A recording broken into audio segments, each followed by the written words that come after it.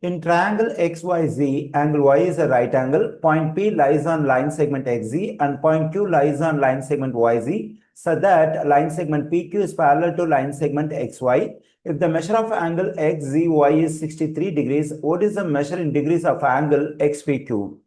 First, let me draw a right triangle. Let me do it. Here I have drawn a right triangle. I have right angle over here. The information says y is a right angle, so we can take the vertex y over here, we can take x over here and z over here. Let's consider this information. Point P lies on the line segment xz. Let me mark the point P on the line segment xz, and let's mark the point Q on the line segment yz. It's over here. And we have an information line segment PQ is parallel to XY. Let me draw the line segment PQ over here. According to the information, this line segment PQ is parallel to line segment XY. Already we know that the line segment XY over here is perpendicular to the line segment YZ. Since the line segments PQ and XY are parallel, then this line segment PQ is also perpendicular to the line segment YZ. Now let's consider this information. The measure of angle XZY is 63 degrees.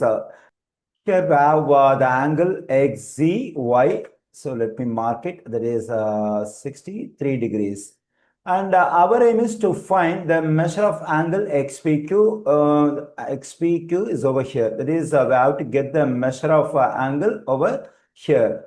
Now, let me consider the right triangle ZQP over here. In this right triangle, we have the measures of two interior angles, 63 degrees and 90 degrees, right angle.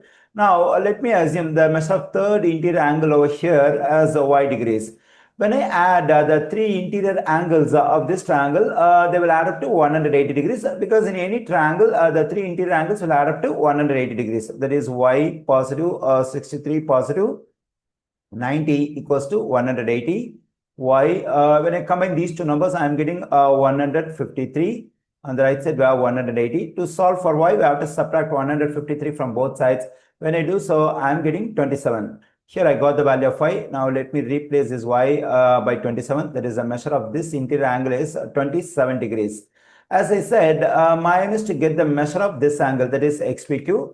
And we know that this is the angle we have on the straight line, that is on the line segment XZ. We know that the measure of a straight angle is 180 degrees. The measure of this part is 27 degrees. Now to get the measure of this part, we have to subtract 27 from 180. Let me do it.